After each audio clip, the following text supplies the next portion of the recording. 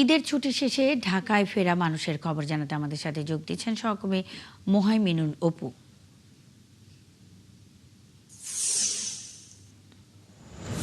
অপু, আপনি এখন কোথায় আছেন এবং সেখানে ঢাকায় ফেরা মানুষের চাপ কেমন দেখছেন, কি বলছেন যাত্রীরা?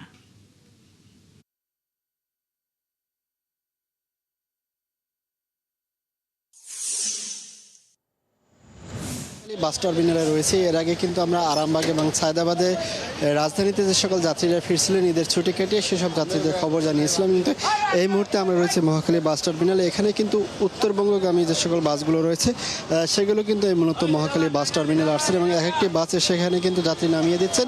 অর্থাৎ রাজধানীতে ঢোকার পরে কিন্তু বিভিন্ন স্থানে যাত্রীরা যার যার সুবিধা মতো নেমে গেলেও শেষ পর্যন্ত অল্প কিছু যাত্রী হলো সেগুলো কিন্তু মহাখালী বাস টার্মিনালে এসে নামছেন। আমরা যাত্রীদের সাথে কথা বলেছি, তারা কোনো অতিরিক্ত ভাড়া বেশি নেওয়ার অভিযোগ তারা করেননি।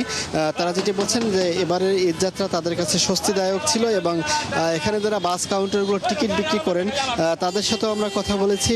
তারা যেটি বলছেন যে এখন যারা ঢাকা থেকে বিভিন্ন গন্তব্যে যাচ্ছেন সেক্ষেত্রে তো বেশি ভাড়া নেওয়াই হচ্ছে না এবং ঢাকাতে যারা আসছেন অর্থাৎ ঈদের ছুটি কাটিয়ে সেক্ষেত্রেও কিন্তু তাদের থেকে বাড়তি ভাড়া নেওয়ার কোনো সুযোগ নেই। সরকার থেকে যে ভাড়া নির্ধারণ করে দেওয়া হয়েছে সেটি কিন্তু তারা নিচ্ছেন এমনটি কিন্তু তারা বলছেন। অর্থাৎ দীর্ঘ 8 দিনের ছুটি কাটিয়ে কিন্তু এই রাজধানীতে যারা চাকরিজীবী রয়েছেন তারা ফিরতে শুরু করেছেন। অনেকে পরিবার পরিজন নিয়ে গিয়েছেন, তারাও কিন্তু এই কর্মব্যস্তময় রাজধানী ঢাকাতে ফিরছেন। আমরা সে সকল যাত্রীদের সাথে কথা বলেছি। আরামবাগে যখন আমরা গিয়েছিলাম সকাল 8টায়, সেখানে যাত্রীদের সাথে কথা বলেছি। সেখানে একজন কিন্তু বাড়তি ভাড়া নেওয়ার কথা বলেছিলেন, অভিযোগ করেছিলেন। এরপর আমরা সায়দাবাদে গিয়েছি, সায়দাবাদে যাত্রীদের সাথে কথা বলেছি। সেক্ষেত্রে তারা কিন্তু ভিন্নতা বলছেন যে তাদের কাছ থেকে বাড়তি ভাড়া নেওয়া হয়নি, এমনটাই কিন্তু বলছেন। এখন আমরা এই মুহূর্তে রয়েছে রাজধানীর মহাখালী বাস টার্মিনালে। এখানে উত্তরবঙ্গগামী যে সকল বাসগুলো রয়েছে সেগুলো এখানে আসছেন শেরপুর, জামালপুর, নেত্রকোনা এই সকল এলাকার জেলার মানুষগুলো কিন্তু এই মহাখালী বাস টার্মিনালের এই স্থানটিতে বেশি নামছেন।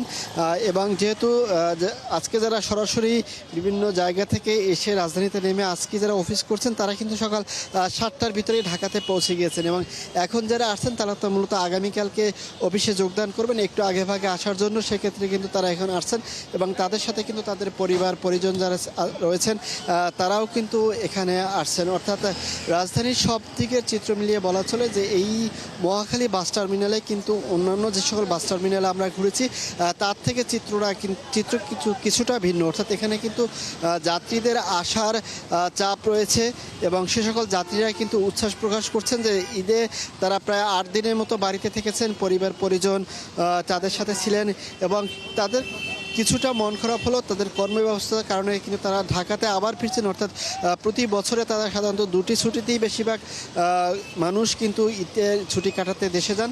সেক্ষেত্রে কিন্তু এই ঈদুল ফিতরের ছুটি শেষে এখন আবার কর্মব্যস্ত মানুষ যারা রয়েছেন তারা রাজধানীতে ফিরতে শুরু করেছেন।